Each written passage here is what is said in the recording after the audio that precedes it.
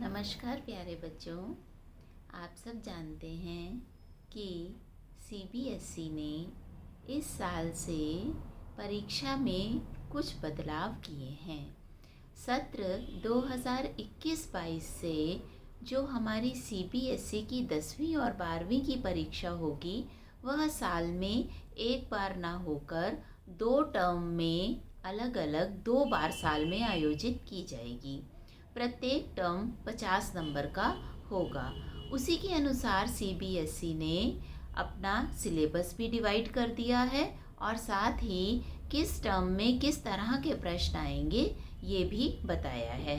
तो बच्चों, कक्षा 10 में हिंदी की 2 पुस्तकें हैं, क्षितिज भाग 2 और कृतिका भाग 2।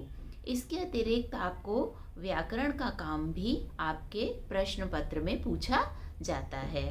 तो मैं आपको बताने जा रही हूँ इस वीडियो में कि सत्र 1 में जो टर्म 1 होगा उसमें कितना सिलेबस आएगा और किस किस तरह के प्रश्न और कितने अंकों के, कितने नंबर के प्रश्न आपसे पूछे जाएंगे।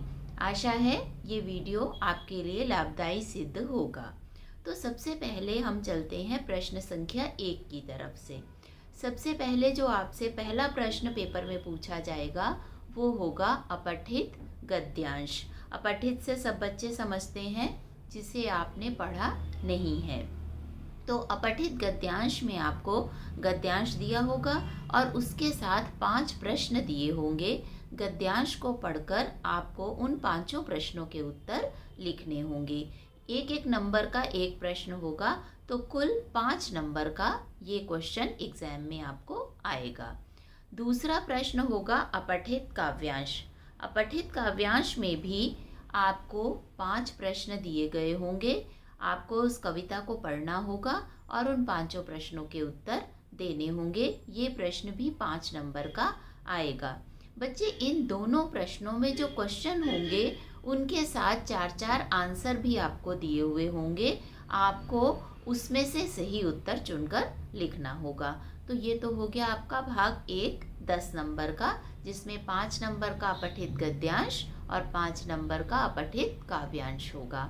इसके बाद दूसरा भाग आएगा 16 नंबर का, जो व्याकरण पर आधारित होगा।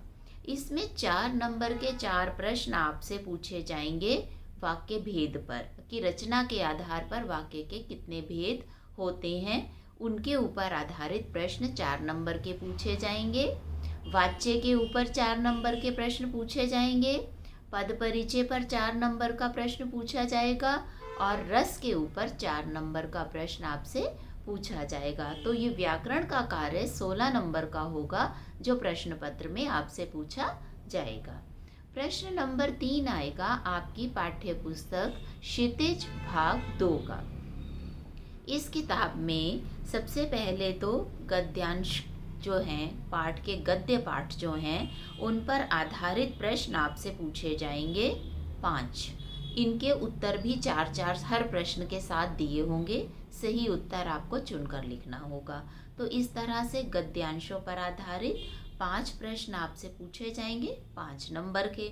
इसके अतिरिक्त क्षितिज पाठ से ही विद्यार्थियों की उच्च चिंतन क्षमता, उनकी सोचने की क्षमता कितनी अधिक तेज़ है, कितनी अच्छी तरह से वो अपने पाठों को समझ पाए हैं, ये जानने के लिए आपसे एक एक नंबर के 2 प्रश्न भी पूछे जाएंगे। तो कुल मिलाकर 7 नंबर का क्षितिज गद्य खंड से आपका पेपर पूछा जाएगा। उसके बाद आता है क्षितिज भाग 2 का काव्य खंड। काव्य खंड जिसमें कविताएं दी हुई हैं, उनमें से 5 प्रश्न एक एक नंबर के आपसे पूछे जाएंगे, जो बहुविकल्पीय होंगे, अर्थात उनका साथ उनके 4-4 उत्तर भी दिए होंगे। इसी तरह से काव्य खंड में से उच्च चिंतन क्षमता वाले भी 2 प्रश्न आपसे पूछे जाएंगे, जो 2 नंबर के होंगे। तो कुल मिलाकर 7 नंबर का प्रश्न एक एक नंबर के गद्य खंड से और 7 ही प्रश्न एक एक नंबर के काव्य खंड से पूछे जाएंगे।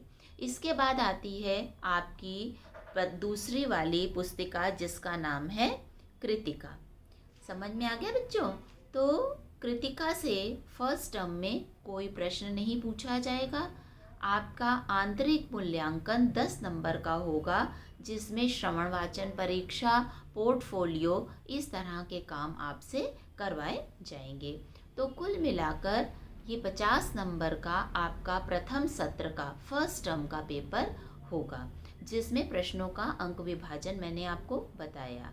अब इसमें कौन कौन से पाठ हैं जो आपको प्रथम सत्र में पढ़ने हैं। तो गद्य खंड में 2 पाठ हैं, नेताजी का चश्मा, जिसके लेखक हैं स्वयं प्रकाश, और राम वृक्ष बैनीपुरी का पाठ बाल गोविंद भगत। गद्य खंड के ये 2 पाठ आपको पढ़ने हैं। और पद्य खंड में से, काव्य खंड में से सूरदास और तुलसीदास, ये 2 पाठ आपको पढ़ने हैं। तो कुल मिलाकर आपको फर्स्ट टर्म में 4 पाठ पढ़ने हैं, 2 गद्य खंड के और 2 काव्य खंड के। गद्य खंड में से स्वयं प्रकाश जी का लिखा हुआ नेताजी का चश्मा और राम वृक्ष बैनीपुरी का लिखा हुआ बाल गोविंद भगत। काव्य खंड में से आपको सूरदास के पद और तुलसीदास का राम लक्ष्मण परशुराम संवाद, ये आपका सारा प्रथम सत्र का सिलेबस होगा। 50 नंबर का आपका पेपर होगा। अधिकतर प्रश्न आपको बहुविकल्पीय उत्तर वाले आएंगे। तो आशा है बच्चों आपको ये सारे वीडियो समझ में आ गया होगा। अपना पाठ्यक्रम और प्रश्न पत्र का प्रारूप आपको समझ आ गया होगा। आप अधिक से अधिक मेरे चैनल को सब्सक्राइब कीजिए और वीडियो को शेयर कीजिए, जिससे कि दूसरे बच्चों को भी इसका लाभ मिल सके। धन्यवाद।